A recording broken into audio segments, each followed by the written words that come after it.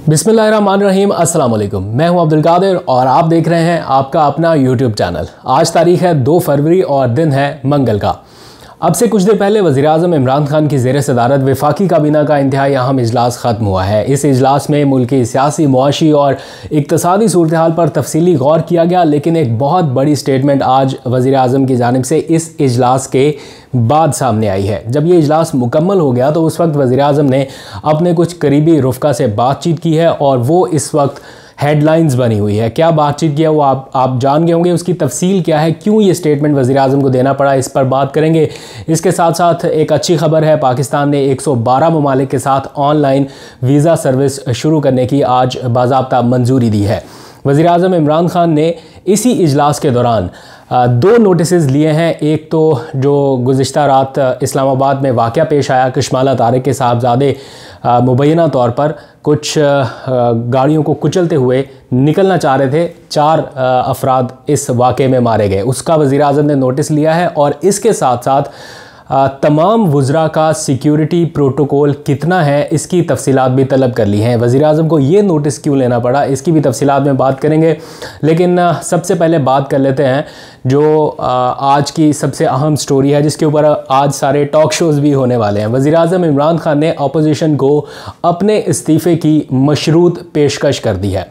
31 जनवरी की डेडलाइन तो गुजर गई, लेकिन डेडलाइन गुजरने के बावजूद ना तो कोई इस्तीफ़ा आया, ना लॉन्ग मार्च हुआ और ना ही सारी अपोजिशन एक जगह पर मुत्तहिद किसी एक फ़ैसले पर नज़र आई। वज़ीर-ए-आज़म इमरान खान ने 2 रोज़ पहले जब साहिवाल में हम उनके साथ थे तो इसी सारे मामले पर उनसे कुछ बातचीत हुई।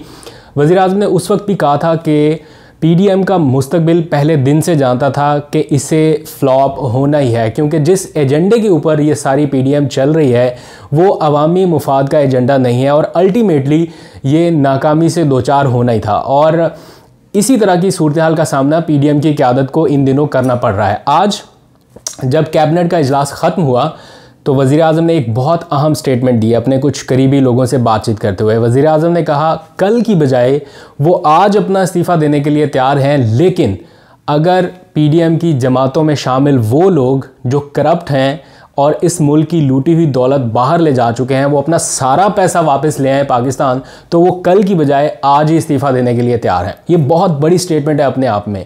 कुछ लोग इसको इस बात से भी जोड़ते हैं कि ना नौमन तेल होगा ना राधा नाचेगी। ऑब्वियस वज़ीर-ए-आज़म का जो इशारा है वो PMLN की क़यादत की तरफ है जो इस वक्त लंदन में बैठी हुई है, और दूसरा आसिफ ज़रदारी की तरफ। और एक बहुत अहम चीज़ इस सारे सिनेरियो में है ब्रॉडशीट केस, क्योंकि अब प्राइम मिनिस्टर इमरान खान चाहते हैं कि उन तमाम मामलात की भी इंक्वायरी की जाए जो माजी में दबे रह गए और उनके ऊपर NRO की वजह से बातचीत नहीं हो सकी। सरे महल का नाम आप में से बहुत से लोग जानते होंगे, सुना होगा।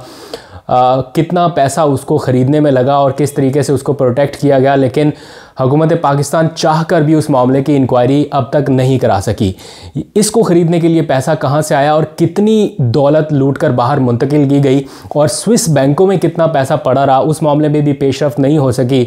तो ये सारी चीज़ें प्राइम मिनिस्टर इमरान खान जानना चाहते हैं और कौम के सामने लाने के लिए तैयार हैं। इसीलिए तमाम तर कोशिशों और मुखालफत के बावजूद भी अज़मत सईद शेख साहब को उस इंक्वायरी कमीशन का हेड बनाया गया। आज प्राइम मिनिस्टर इमरान खान ने जो बातचीत की है वो बड़ी गहरी बातें हैं। उन्होंने कहा कि इस्तीफ़े की बातें करने वाले जो लोग हैं वो अभी तक अपना इस्तीफ़ा देने की बजाय जो दिए हुए इस्तीफ़े थे वो भी वापस ले गए। यानी 2 अरकान जिन्होंने गलती से इस्तीफ़ा दे दिया था और फिर स्पीकर ने उनको बुला लिया था, उनकी तरफ इशारा था कि बातें तो ये करते थे सारे मजमूई तौर पर इस्तीफ़े देने के, जिन 2 के आए थे उन्होंने भी वापस ले लिए। ना आवाम को इकट्ठा कर सके, ना लॉन्ग मार्च कर सके, डेडलाइन गुजर गई, 31 दिसंबर भी गुजरा, 31 जनवरी भी गुजर गई। अब फिर एक डेडलाइन दी जा रही है 4 फरवरी की, कि 4 फरवरी को फैसला होगा इस्तीफ़ों से मुतालिक। प्राइम मिनिस्टर ने बड़ी दिलचस्प बात की। उन्होंने कहा सारी जमातें जो पीडीएम के प्लेटफॉर्म से मिलकर सेनेट इंतखाबात को सबोटाज करना चाहती थी, आज वही सारी जमातें मिलकर सेनेट इंतखाबात के फ़ज़ाइल बयान करती हुई दिखाई दे रही हैं।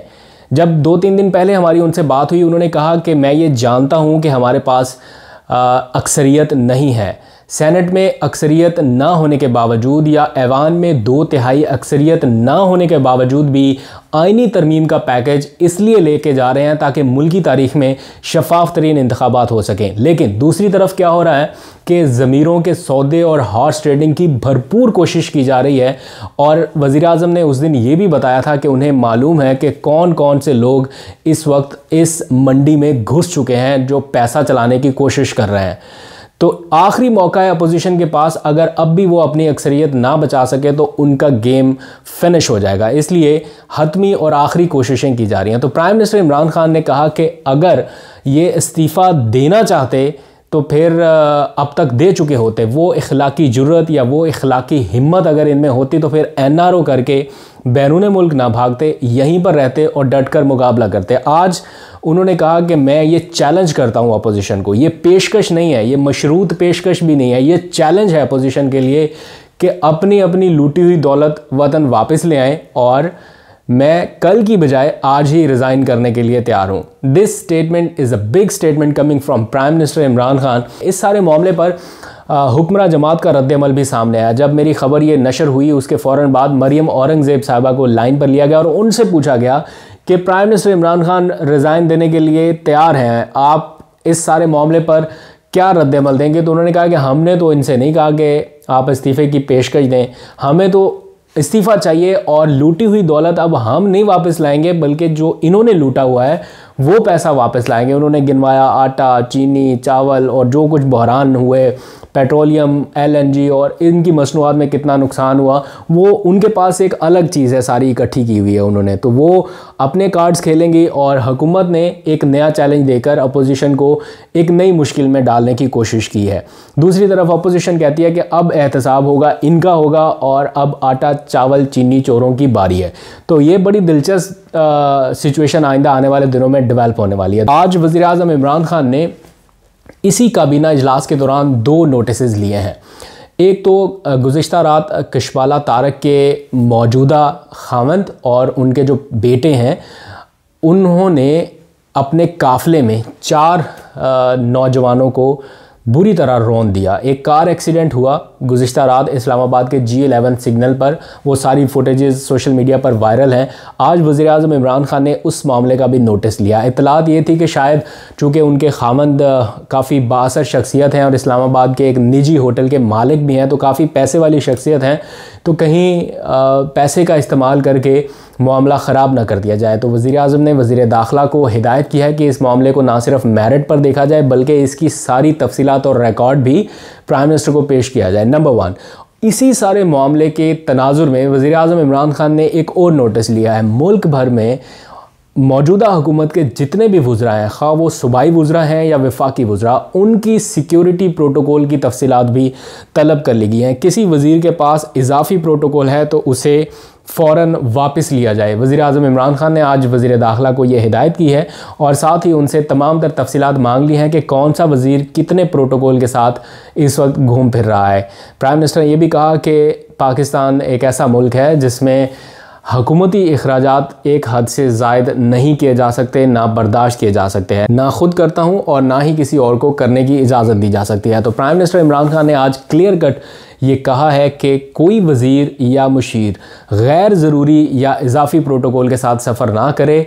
सिर्फ वो लोग जिनको सिक्योरिटी कंसर्न है या जिनके लिए वज़ारत दाखिला की डायरेक्शंस हैं कि इनके पास सिक्योरिटी होनी चाहिए या खुफिया इदारों या हसास इदारों की जानिब से ऐसी रिकमेंडेशन हैं, सिर्फ उनको ही मतलूबा सिक्योरिटी फ़राहम की जाए। बाकी अगर किसी ने सिर्फ शौक़ पूरा करना है सिक्योरिटी वाला तो वो अपने अखराजात से कर सकता है, हुकूमती अखराजात से नहीं। दूसरा ये कि प्राइम मिनिस्टर इमरान खान नवाज़ शरीफ की जल्द अज जल्द वापसी के लिए हर मुमकिन कोशिश कर रहे हैं।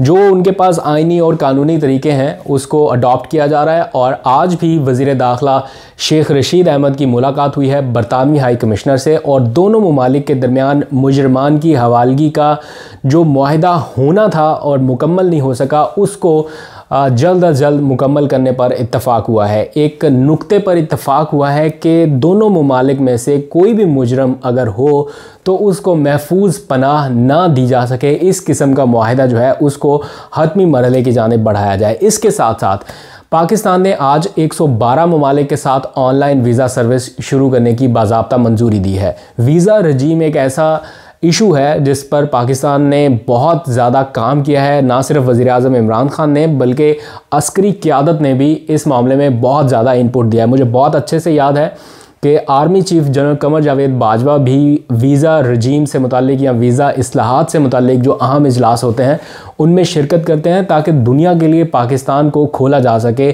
और पाकिस्तान की रसाई भी दूसरे ममालिक तक हो सके।